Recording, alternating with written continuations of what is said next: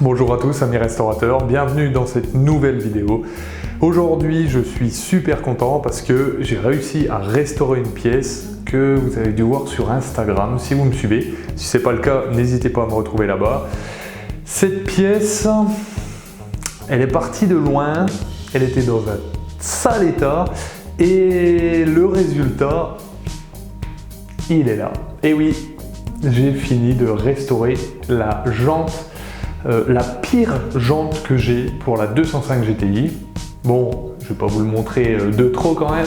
Il va falloir que vous regardiez la vidéo pour voir comment j'ai fait de A à Z. Ça a été extrêmement long, mais ça, on en parle à la fin de la vidéo. Allez, on attaque. Enfin, on attaque. Je vous montre ce que j'ai fait juste avant, enfin il y a quelques semaines pour arriver à ce résultat-là. Je suis parti d'une jante qui était vraiment dans un sale état, donc bon, on va pas parler de propreté, mais on va parler plutôt de tout ce qui est peinture, parce qu'elle était bien piquée, et surtout, on avait des gros défauts au niveau des bords de la jante, donc des impacts, il y a surtout un impact qui est énorme, et je me suis dit, ce qu'on va faire, on va pas s'embêter, je vais directement sabler la jante, ce sera beaucoup plus simple. Donc voilà le résultat, une belle jante qui est nickel, décapée. Par contre, je m'aperçois qu'en fait, en la décapant, là vous voyez le centre, je suis allé vraiment à l'aluminium et à des endroits on voit encore des taches un petit peu marron. À ce niveau-là, par là, c'est un apprêt qui était mis en dessous. Alors moi, j'ai pas forcé non plus comme un porc parce que j'ai sablé avec du corindon qui est quand même assez dur et je me suis dit je vais vraiment tout abîmer. Donc je préférais enlever la peinture, arriver à un aspect, on peut l'entendre. Vous voyez, c'est hyper râpeux. Comme ça, je vais avoir une très bonne accroche et même je dirais que ça va être vraiment trop, donc je vais être obligé d'adoucir un peu tout ça. Par contre, avant, ce qu'on va faire, c'est qu'on va essayer de refaire un peu les défauts qu'il y a dessus. Et ça, je vais vous les montrer. Alors, le pire défaut qui est sur la jante, vous voyez, c'est ça là. Là, c'est vraiment bien marqué. Vous voyez, ça passe même de l'autre côté, donc c'est vraiment un beau défaut. On peut voir aussi forcément que l'intérieur a une toute petite boursouflure. On a un autre défaut à ce niveau-là, donc toujours pareil, il a été marqué, clairement ça c'est du trottoir, ça c'est voilà. On a un autre défaut à ce niveau-là, donc là pareil, ça sent le petit trottoir, le petit angle là qui est venu appuyer dessus. Et là on avait un autre défaut, alors bien sûr avant de vous montrer les choses, je les expérimente moi-même.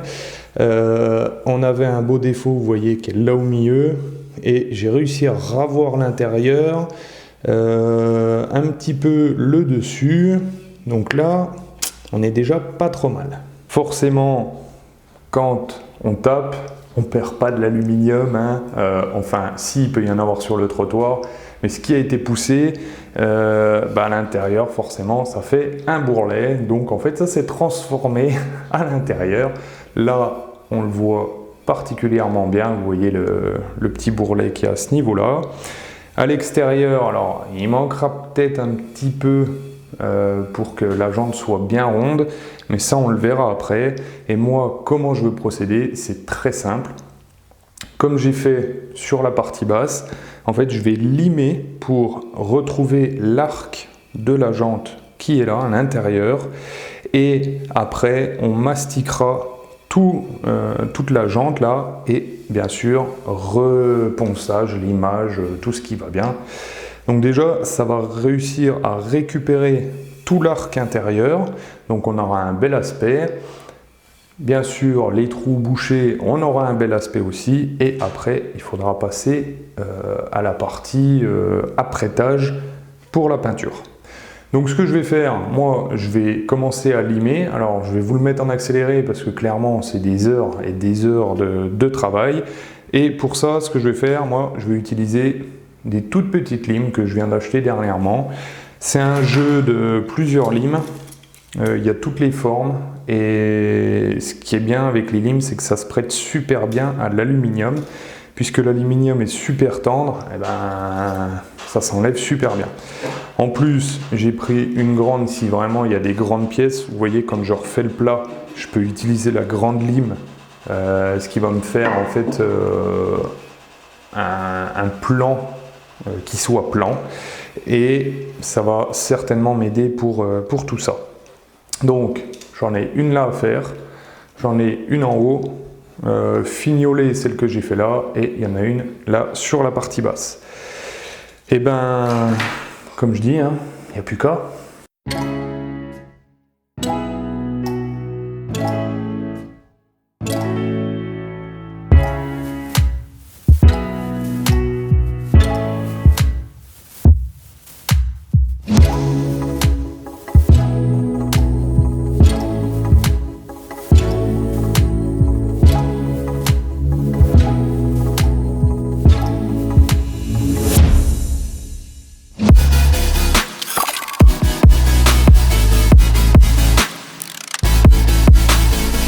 On voit bien que donc la bosse est là, elle était sur le dessus là à l'origine. On voit que quand on lime, alors on se met le plus à plat possible, donc on a enlevé la partie de la bosse. Je suis allé prendre un petit peu autour, ça veut dire que mon niveau se trouve à peu près entre les deux. Par contre, je ne suis pas allé choper l'autre côté, ça veut dire qu'il faut que je continue jusqu'à ce que ça enlève aussi l'autre côté.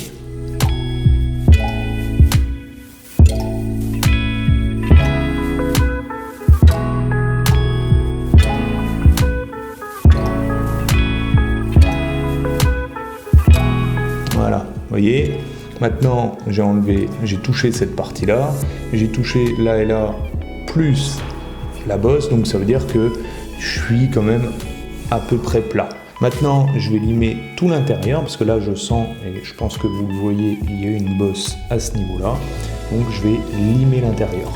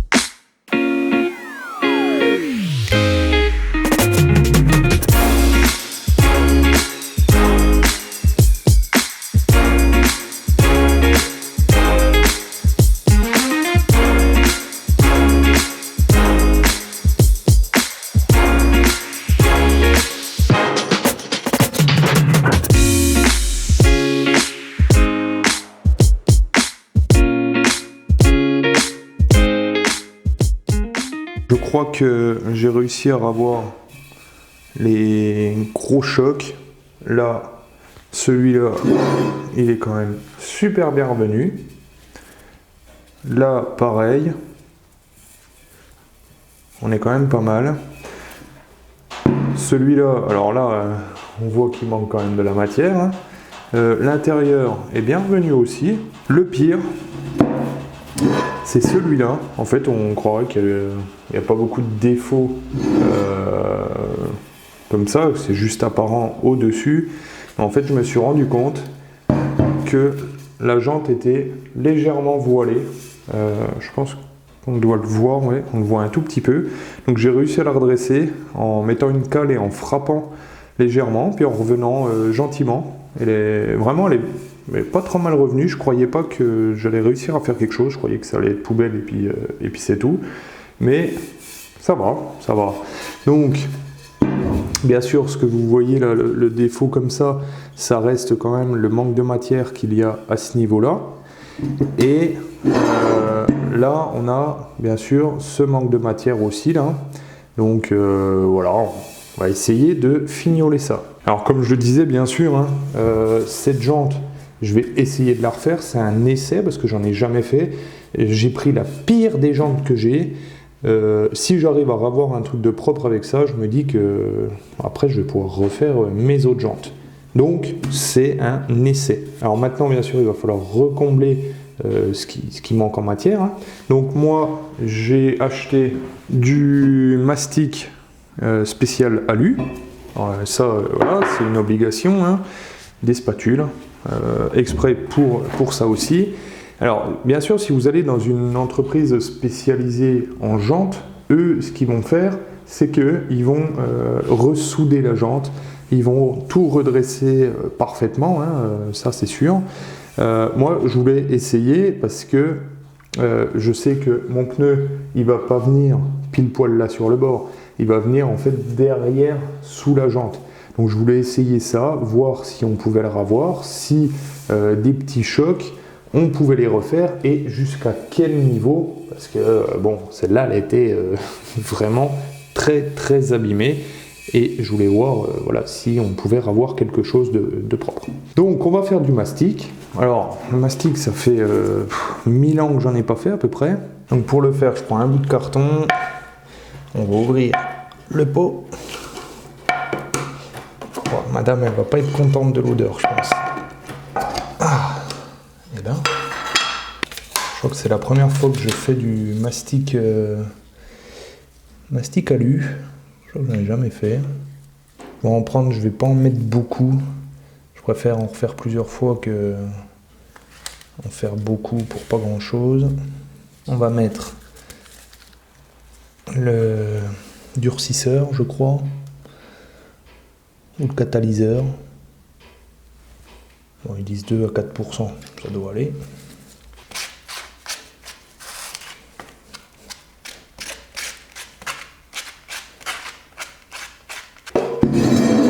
Et maintenant, je dirais que il n'y a plus qu'à. Hein.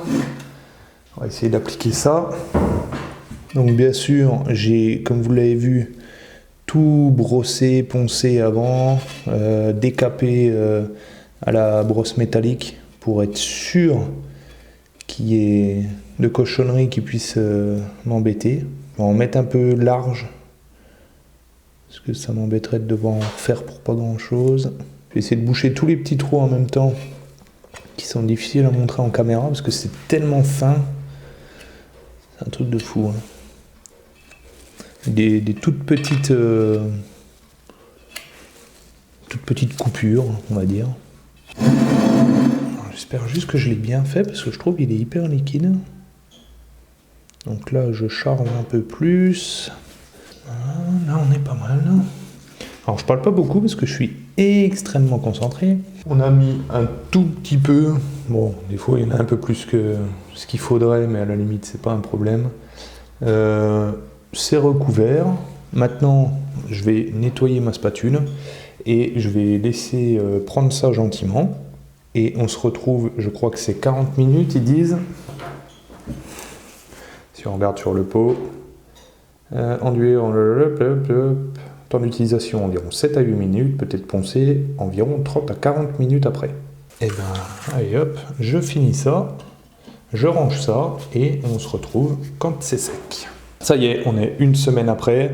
Alors, j'ai bien laissé sécher, par contre, je me pose la question au niveau du durcisseur parce que c'est encore un tout petit peu collant quand on touche comme ça.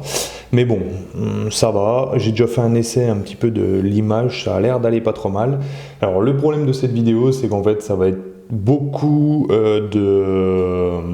d'accélérer parce qu'en fait, c'est du temps énorme, le temps de tout poncer, de tout limer. Donc, comme vous l'aurez compris, il faut que je lime. Allez, on y va.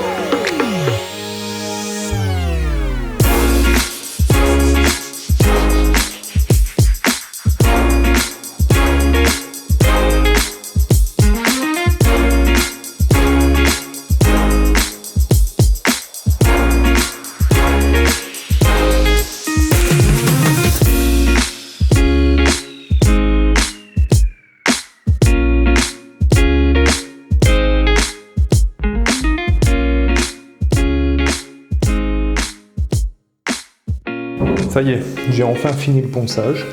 Alors, je suis pas peu fier de moi quand même parce que c'est vraiment sympa.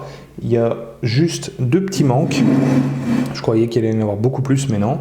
On a juste un petit point à ce niveau-là et juste là, sur les gros creux, ceux où j'avais pas dû faire très attention quand je les ai faits. Par contre, je vais donc remettre là où il manque de la matière du mastic.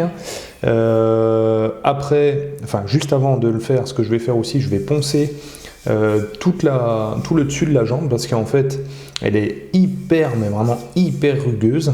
Et après, il va falloir qu'on mette de l'après sur toute la jante. Et quand c'est rugueux, si je mets une épaisseur vraiment fine, le rugueux va se voir. J'ai déjà fait un peu au centre, ça va très vite avec un papier type 180 ou même un peu plus gros. On arrive à avoir un rendu rapidement et vraiment sympa avant de mettre l'après. Donc j'attaque. Donc là j'attaque au 180, comme on peut le voir. Alors moi je prends toujours des petits bouts. On peut faire ça.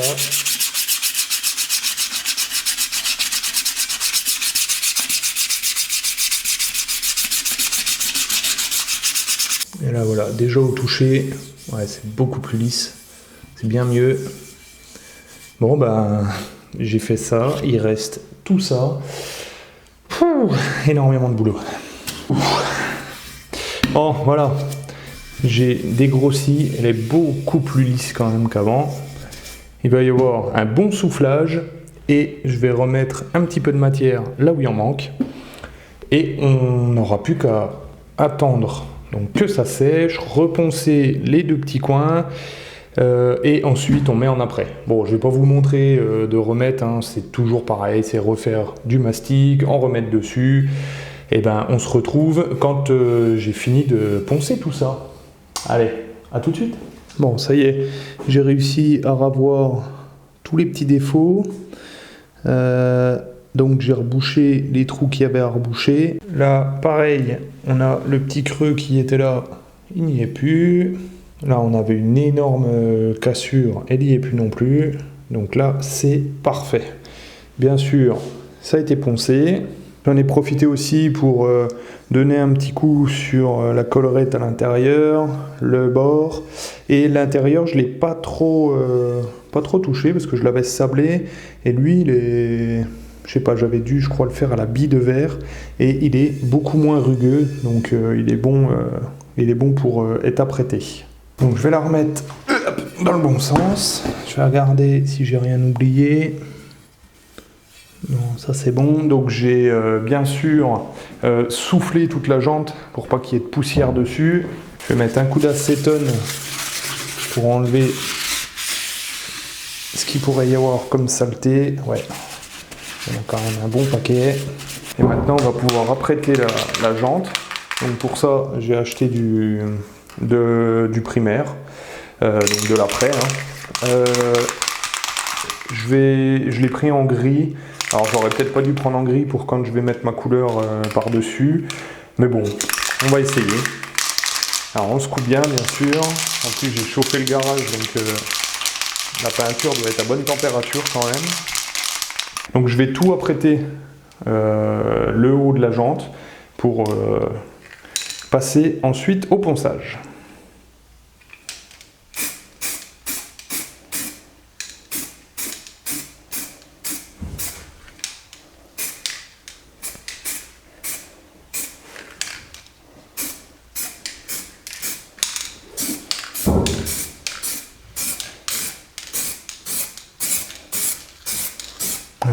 Moi, je vais dire qu'on est pas mal. C'est même vraiment très sympa.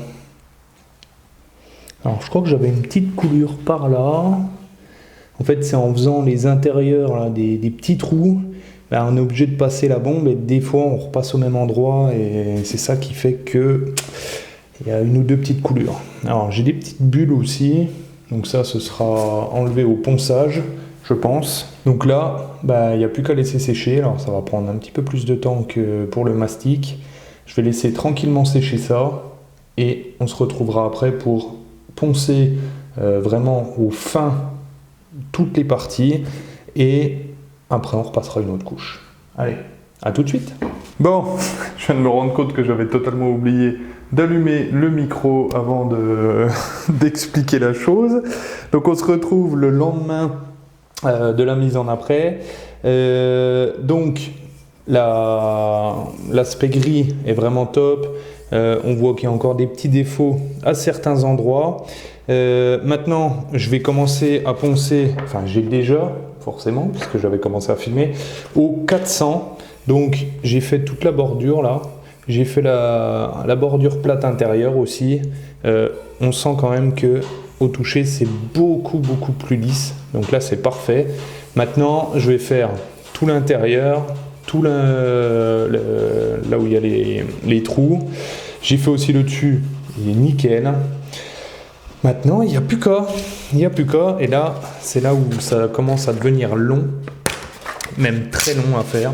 Parce que là il faut y aller vraiment doucement et bien s'appliquer. C'est ce qui va nous donner le rendu sur la jante après quoi. Donc le but c'est pas de revenir à un point où on voit l'aluminium, hein. Le but c'est d'enlever tout ce qui fait une surépaisseur. En gros tous les défauts de peinture, tous les creux, on les enlève avec le papier. Et le problème c'est que vous voyez, le papier il s'encrasse très rapidement avec cet après.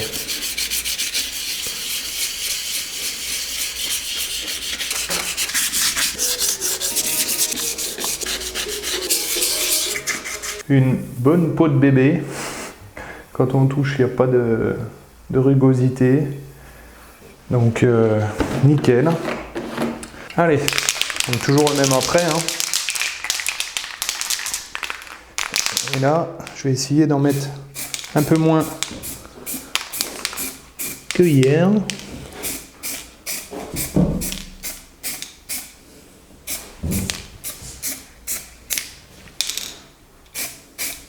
Un bon coup de peinture là-dessus, ça va être sublime. Bon, maintenant, vous l'aurez bien compris, il faut attendre que ça sèche.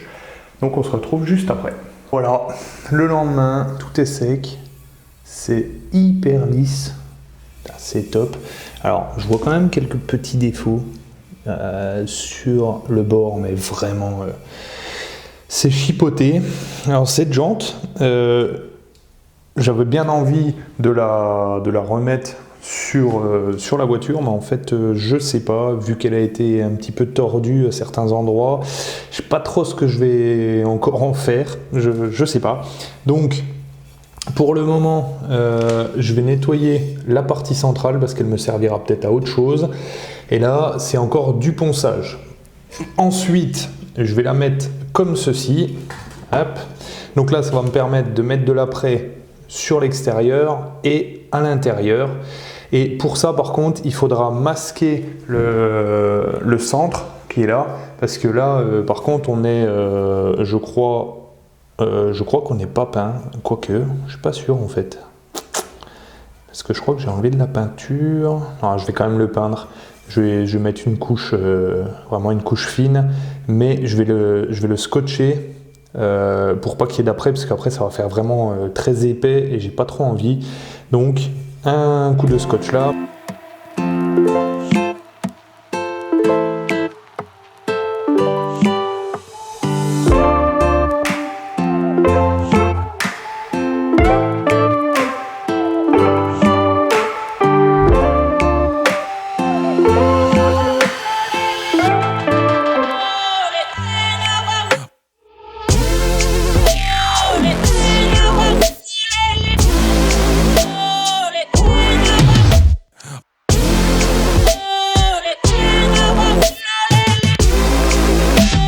Bon, je sais pas ce que vous pensez du résultat, mais elle est vraiment pas mal, hein.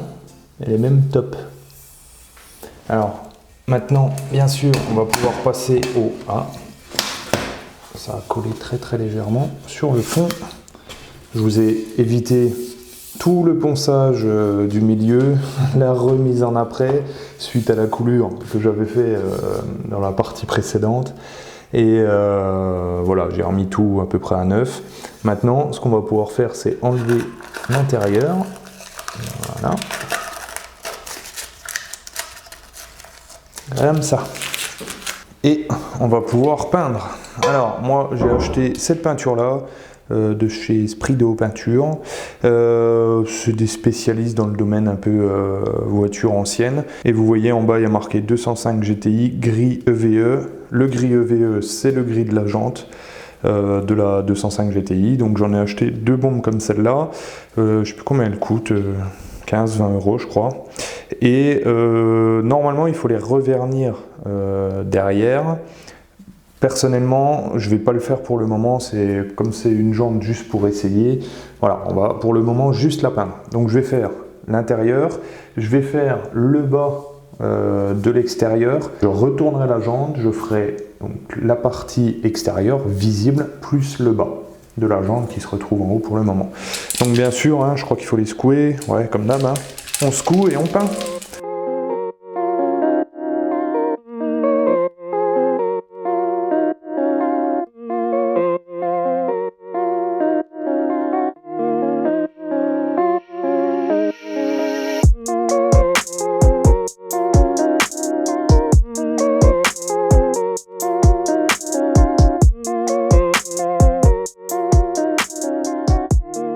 Ce qui est trop bien, par contre, avec cette peinture, c'est qu'elle coule pas. Ça fait vraiment un léger voile, gentil, et pas comme l'après qui est beaucoup plus épais et qui là coule. Celle-là, ça va beaucoup mieux. Donc, je vais laisser sécher ça. Alors, je sais pas c'est combien de temps celle-là. Temps de séchage final, 20 minutes à température de 20 degrés. Là, il fait un petit peu plus frais, donc ça va certainement mettre un peu plus de temps. Je fignole ça, je vais regarder si j'ai bien fait partout et on se retrouve pour faire la partie du haut visible. Et ben voilà, la peinture est complètement sèche à l'intérieur. Alors ça me fait des petites paillettes, mais bon ça c'est normal je dirais, il faudra la souffler. Il restera bien sûr à la vernir. L'aspect est pour moi nickel. Alors là par contre j'avais mes 3 petites marques, je pense que c'est quand je l'ai retourné avec le carton, j'aurais dû la poncer très légèrement au fin, mais bon c'est l'intérieur, il n'y a pas trop de soucis quoi. Donc ce qu'on va faire, hop, on va la retourner et on va pouvoir faire maintenant la partie haute de la jante, la partie visible.